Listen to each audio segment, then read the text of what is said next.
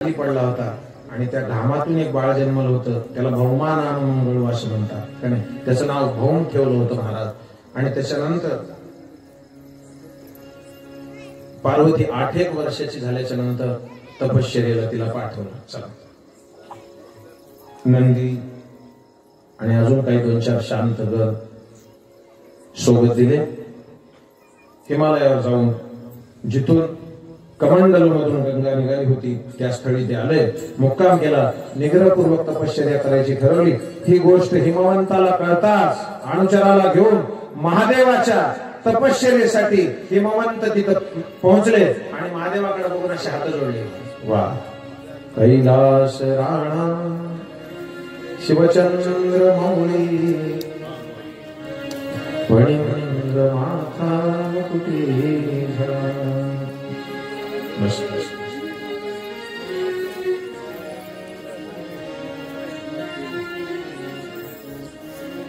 अत्यंत प्रेमळ माणसं महाराज. कोण यायले 2-2, 4-4 दिवस होय, आणि आज 4च आलेत. पुन्हा किती लागत होते आपल्याला? सुरत पासून किती चाललंय, हे किती जण आले, आपलं कामच झालं. कारण उचलायला किती लागते म्हणून मी आले. अरे तुम्हाला अजून एक सांगतो महाराज, शरीर के जुर्म यहाँ हर किसी के चेहरे हैं, किसका हिसाब किससे कराया जाए, या तो नया भगवान बनाया जाए या फिर नया इंसान बनाया जाए. जुन्या देवाने काम होत नाही मला. एक तर देव नावा असावा, नाही तर माणूस तरी नावा असावा.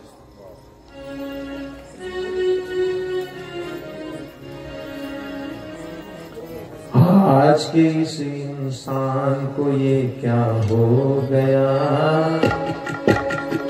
इसका पुराना प्यार कहाँ पर खो गया. सुनो जरा ऐसे सुनने वालों, एक गगन में करोड़ों तारे रहते हैं हिलने के सारे. कभी न वो आपस में लड़ते, कभी न देखा इनको झगड़ते, लेकिन इस इंसान को देखो, धरती की संस्थान को देखो, कितना है ये हाय कमीना, इसमें लाखों का सुख छीना, की है इसमें जो आज बधाई, देंगे इस जीवों के कवार. आपस की दुश्मनी का ये अंजाम हुआ, अरे दुनिया हंसने लगी, देश बदनाम हुआ.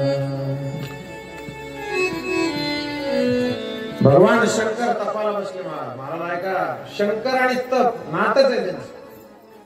हिमवंत पायावर डोकं ठेवले, प्रभू तुम्ही आमच्या राज्यामध्ये तप करताय, या पवित्र भूभागामध्ये तुम्ही तपश्चर्या करण्यासाठी आलाय. मी या राज्याचा राजा असल्यामुळे तुमची काय काय सेवा करू मला सांगा. आणि माझी ही मुलगी आहे ना, तिची इच्छा आहे तुमच्या सेवेमध्ये राहायची.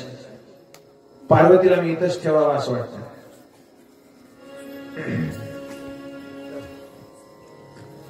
महादेव काय म्हणले माहिती आहे, एक काम करा, पार्वतीला इथं ठेवता नाहीच, कारण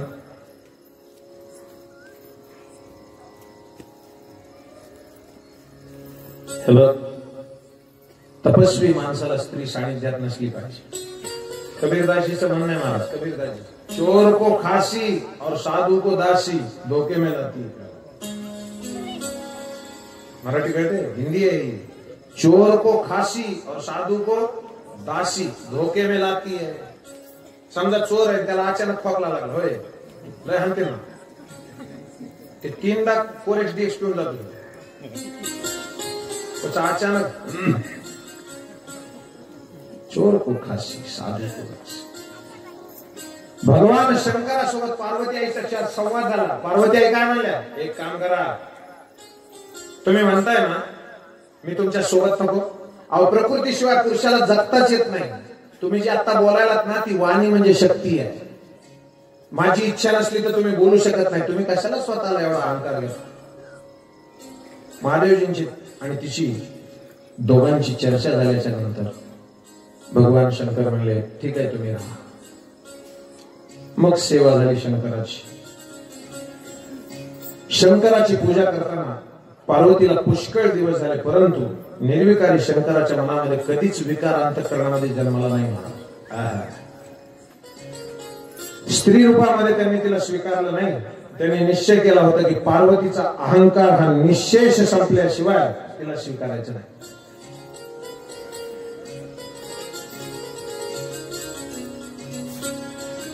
कामदेवाला भगवान शंकराने तिच्या समोर असं चाळून टाकलं महाराज. त्यावेळेला पार्वतीच्या लक्षात आलं गेलं हे थोडा अवघडच प्रकरण आहे. काही काही म्हणतात बघा बायका आमचा नवरा बोळा महादेव, इतका सोपा नसतो ते.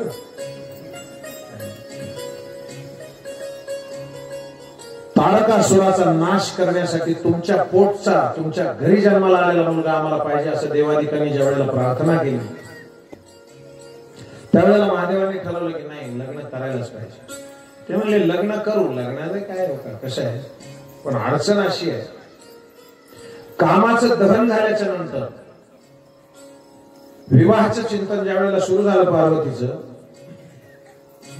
त्यावेळेला पार्वती उग्र तप करत होत्या. पार्वती आईसाहेबाचं उग्र तप क्रोधाग्नीनं कामाचा घेतलेला बळी सर्व विश्वामध्ये हाहाकार माजला.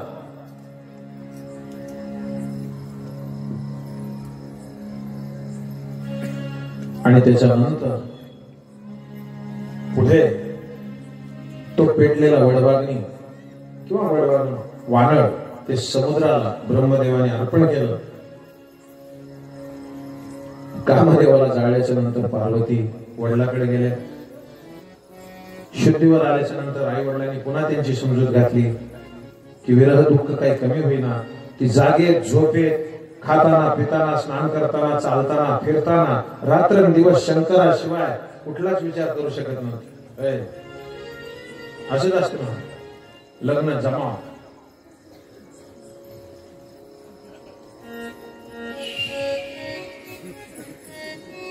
भारत देश आहे मला. या भारत देशामध्ये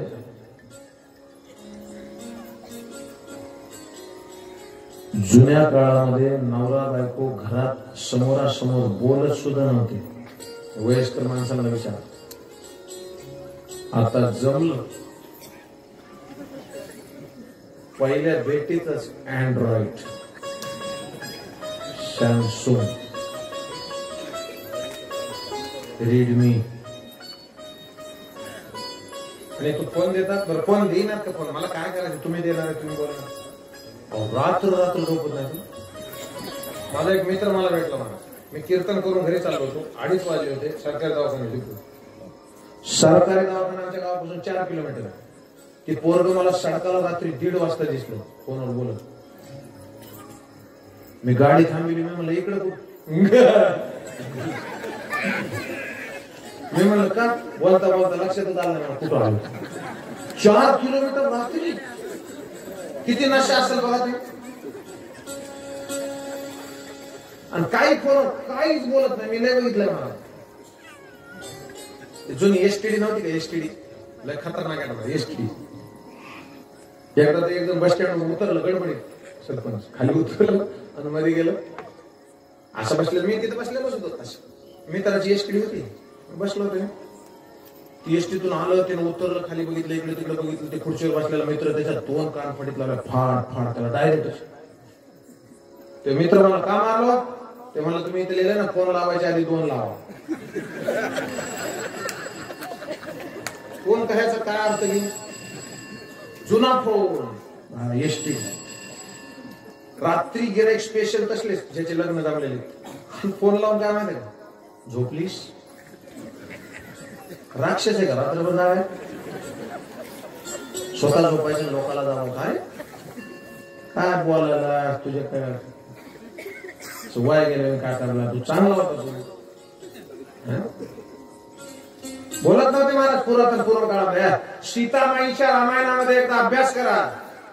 कौशल्या आईच्या समोर वनवासाला जाताना सीतामाईला रामाला बोलावं लागलं होतं तर ढसढसा रडल्या होत्या सीतामाई. त्यावेळेला रामाला कौशल्या आई म्हणल्या होत्या रामा रागवलास तुला काय बोललास. ती म्हणला आई मी तिला काय बोलू. मग ती रडते का त्यावेळेला सीतामाई म्हणल्या आज मला रघुकुलाची मर्यादा भंग करावी लागते म्हणून रडते. कौशल्य म्हणली बेटा कशाने तुला रघुकुलाची मर्यादा भंग? तुमच्या समोर मला यांच्याशी दोन शब्द बोलायचे, याच्यामध्ये आपल्या कुलाची मर्यादा भंग होती. याला म्हणायचं रामायण रजाऊ. आता सासू सासऱ्याच्या समोर ह्यांना अक्कल नाही, ह्यांना मला बाबा तुम्हाला जगायचं तसं करा, मला काय करायचं मला सांगणं का म्हणजे पुराणात लिहिलंय.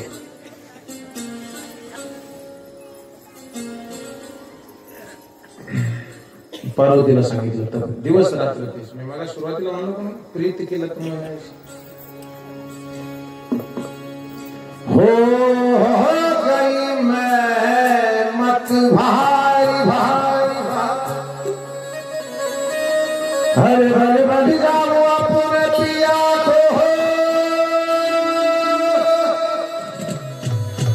हे मैं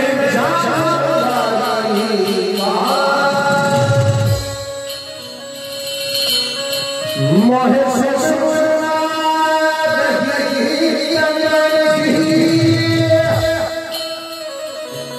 ये तो जाने दुनिया बेबस लाचार थी मैं हरी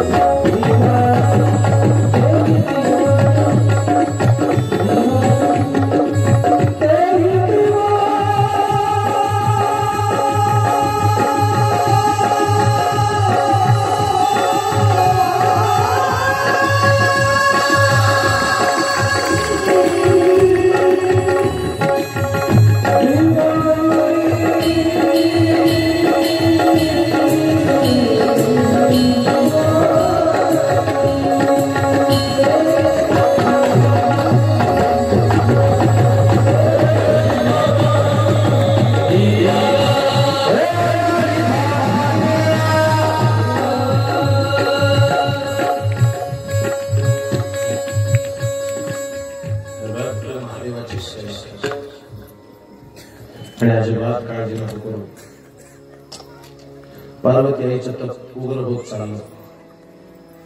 त्यांच्या आजूबाजूला सुद्धा त्यांचा प्रभाव पडू लागला. सिंह गाई सगळे एकत्रित राहायला लागले. ज्याची साधना चांगली झाली ना गणेश बाबा, ज्याची साधना चांगली झाली त्याचं लक्षण येतं त्याच्या बाजूला आजूला असणारी हिंसक माणसं बदलून जातात. आणि आजूबाजूची माणसं अजून बदलली नाही तर समजायचं आपलं चांगलं झालं नाही. लोकांना दोष नका देऊ, आपलं चांगलं नाही झालं. मी चांगला वागत नाही, शेजारी वाईट वागतो हे सोडून द्यावं, मी त्याच्यावर प्रेम करत नाही म्हणून अडचण आहे. आणि ठरलं महाराज, पार्वती आईचं तप उग्र उग्र उग्र होत गेलं. अनंत वर्ष तप करून सुद्धा शंकर येत नाही असा विचार करून तिच्या आई वडील आले, म्हणले चल घरी जाऊ द्या. पार्वती आईला म्हणले चल आपण घरी जाऊ. पार्वती म्हणली आई बाबा तुम्हाला माहित आहे माझ्या समोर कामदेवाला जाळलेल्या शंकरांनी विरक्त रूप त्यांचं मला दाखवलं असलं तरी मी माझ्या तपश्चर्येनं त्यांना एकदा स्वीकारीन स्वीकारीन स्वीकारीन. याला म्हणायचं भक्ती. सुखे जे मातले ते कळी काळा शूर झाले. ठराव पास झाला, पुन्हा एकदा तपश्चर्या सुरू झाली. तुम्ही काळजी करू नका, तुम्ही घरी निघून जा. तिचं भाषण ऐकून प्रसन्न आई वडील घराकडे निघून गेले. सगळेजण जाऊन शंकराकडे गेले आणि सांगितले इतका वेळ असतो किती माणसाने असं आपण इतकं ते जा ना तुम्ही, ते तप करतायत त्या किती दिवसापासून असं असते. ब्रह्मदेव सांगत होते सर्व देवांनी भगवानांनी जाऊन रुद्राला विनंती केली आणि सांगितलं. नंदिकेश्वर जवळच उभे होते, त्यांनी हात जोडून शंकराला विनंती केली. ते म्हणाले स्वामी सर्व देवादी मुनींना खुश करण्यासाठी तुम्ही काहीतरी करा. नंदीचं भाषण ऐकलं, शंकराने डोळे उघडले. आलेल्या लोकांना वळून ते म्हणाले बोला काय पाहिजे. आत्ताशी जाग झाली. विष्णू म्हणाले शंकरजी तारकासुराने जगाला त्रास दिलाय, आपल्या औरस पुत्राकडून त्यांना मरण आहे, जगाच्या कल्याणासाठी यांची लग्न आहेत महाराज. आपले ना आपलं झालं ना त्यांचं झालं, वाटवण्यासाठी आपले झालं. शंभू म्हणाले काय काम करा. कामो हि नरकायैव तस्मात् क्रोधो विजायते क्रोधात भवति सम्मोहो मोहाश्च भ्रंशते तप. कामातून क्रोध तयार होतो, क्रोधातून मोह तयार होतो, मोहानं बुद्धीचा भ्रंश होतो, बुद्धी संपल्यावर सत्यानाश होतो. म्हणून मला लग्न करायचं नाही. भगवान विष्णू परमात्मा पुन्हा धैर्य धारण करून म्हणले देवा आपण सर्वज्ञ, जोपर्यंत तुम्ही लग्न करणार नाही तारकासूर मरणार नाही, मग तुम्हीच ठरवा आता काय करायचं.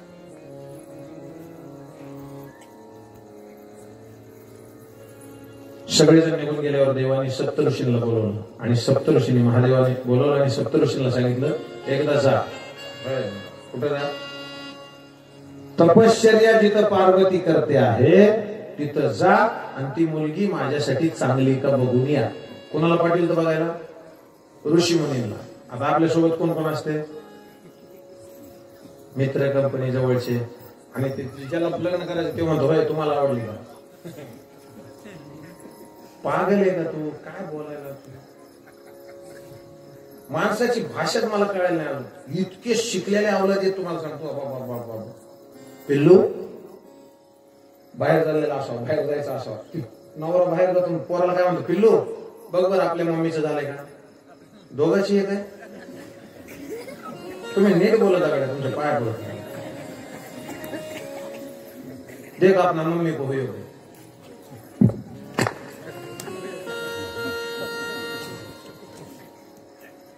आणि ती मध्ये जाते आणि मध्ये जाऊन काय म्हणतो माहिती का ती आई तयार झाली का. ती म्हणते आपल्या पप्पाला सांग थोड्या वेळात येते म्हणून. भूताळाच कळलं ना आता काय.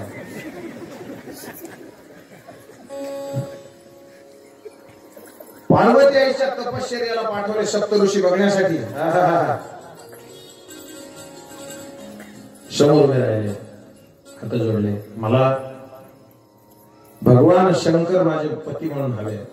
निश्चय. ऋषी हसून म्हणाले अगं तपासायला पाटील उलट बोलायला उलट. ऋषी काय म्हणाले ते सप्तऋषी. अगं तो नारद आहे ना स्वतःला मोठा पंडित समजतो, त्याला काय कळत नाही. त्याच्या सांगण्यावर कुठं असतं काय लग्न. दुसऱ्याचा गळा कापण्यामध्ये मोठा हुशार आहे तो. दक्षाच्या पुत्राला नारदानेच कान मंत्र दिला होता, त्याला संसार करू दिला नाही. आणि तू त्याचा ऐकणार आहेस. तो बाहेरून जितका गोरा आहे ना आतून तितकाच काळा आहे. घ्या तिला सांगत होते तिचं मन भाईकरावं म्हणून. हे बघ की असला नवरा पाहिजे तुला महादेव. अगं तो अमंगल दिसतो, घाणेरडा दिसतो, त्याला घर नाही, दार नाही, आई नाही, बाप नाही, घर नाही, गोत नाही, कुळाचा पत्ता नाही, कुणाला तो ओळखीत नाही, चक्क तो व्याघ्रांवर घालून रस्त्यावर फिरत राहतो, गळ्यामध्ये नागच काय घालतो, डोक्याला चंद्र. असला माणूस तुला पाहिजे. अगं तू शैलेंद्राची राजाची मुलगी आहेस, लाडकी कन्या आहेस त्याची, आणि संघरहित असणारा हा तुला कसा पटला, त्याच्या नादी का लागलीस. वासुदेवाशी लग्न कर, किती सुंदर आहे, देखणं आहे. ते त्यांचं भाषण ऐकलं, पार्वती हसली.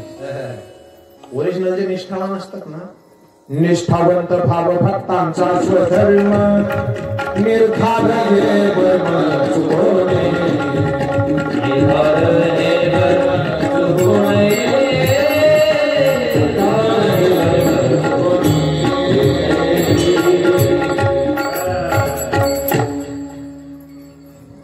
ऋषींजी, तुमचं म्हणणं योग्य आहे, तुम्ही सगळं सांगितलेलं बरोबर आहे, पण मी फार हट्टी पोरगी आहे.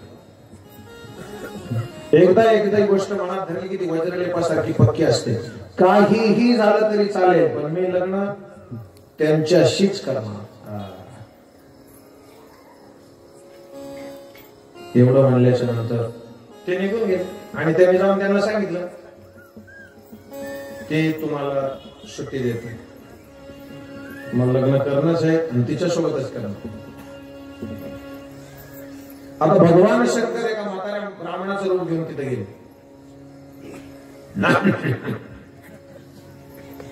हातात काठी. कोण आहेस पोरी तू, कुणाची लेक आहेस, इतक्या अरण्यामध्ये मनी दुर्लभ अशी घोर तपस्या करण्यासाठी तू कशाला आलीस. पार्वतीने त्यांच्याकडे पाहिलं आणि म्हणाली, हे विप्रोत्तम, मी हिमवंताची मुलगी आहे, पार्वती माझं नाव आहे.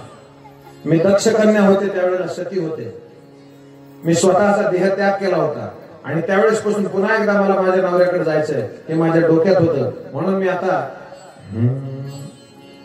जे कारण हिमगिरी ग्रह जे कारण हिमगिरी ग्रह जाई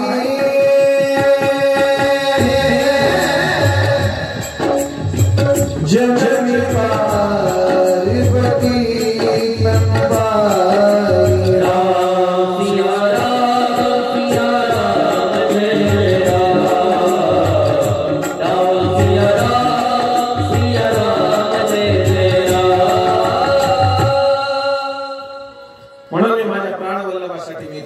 तप करते. आणि जर माझ्यावर महादेव प्रसन्न नाही झाले, कुणाला बोलत होती आता, जर ते माझ्यावर प्रसन्न नाही झाले तर मी अग्नी काष्ट भक्षण करणार, म्हणजे मी लाकडं रचून त्याच्यामध्ये उडी घेणार.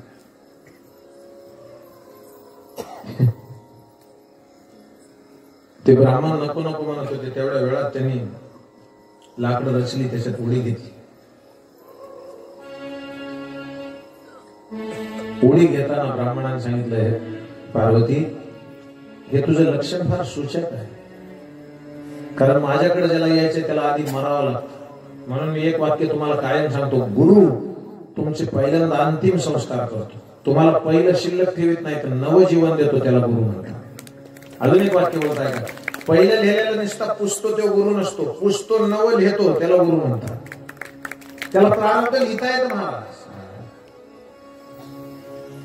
हे बघ,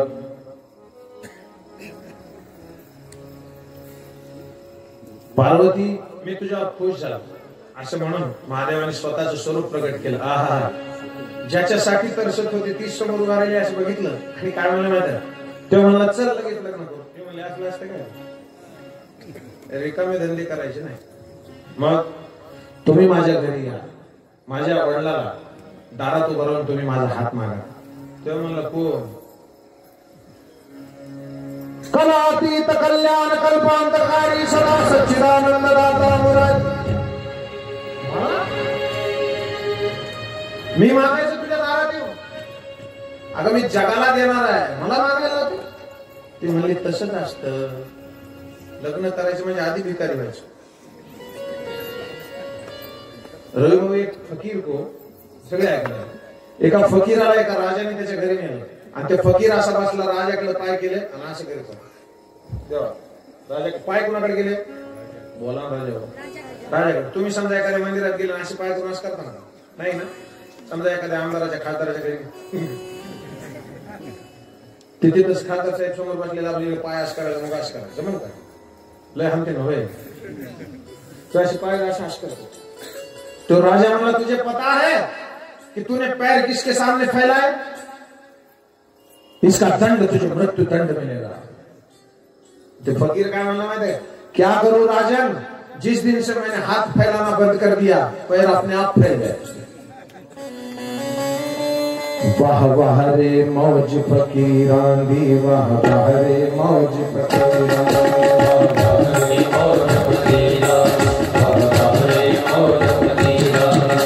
कभी तोड़े शाल गुसारे, कभी तोड़े शाल गुसारे, कभी गुडड़ी कभी हिरानी, वाह वाह रे मौज फकीरांदी,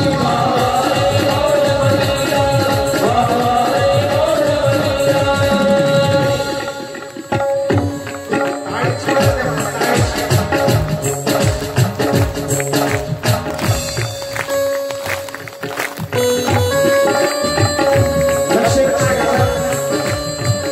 फकीरांदी. लोक मागायला येतात ना भिकारी, बोला तुम्ही देतच नाही काही. अरे मंग तंग के कपडे, मंग तंग के कपडे, त्याच्या घरचे कपडे नसतात पण त्यानं कपडे घातल्यावर तुमच्यापेक्षा टाईट चलत होते. असं मी कपडे घालतो एक चालले. अरे मंग तंग के कपडे, मंग तंग के कपडे, हर चाचा चले अमीरानी, वाह वाह रे मौज फकीरानी, वाह वाह रे मौज फकीरानी, वाह वाह रे मौज फकीरानी. कभी तो खाए चना चबेरा, कभी तो खाए चना चबेरा. आता कथेला फिरत असताना एखाद्या गरीब मंडळीच्या घरी जेवायला जायला लागतं. जे मिळेल ते खायचं. कधी कधी असे श्रीमंत लोक घेऊन जाते.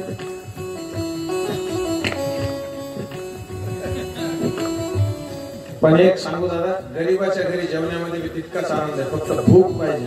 श्रीमंताच्या घरी जेवण्यात तितकाच आनंद आहे, भूक पाहिजे. भुकीशिवाय जेवण नाही. कभी तो खाए चना चबेरा, कभी तो खाए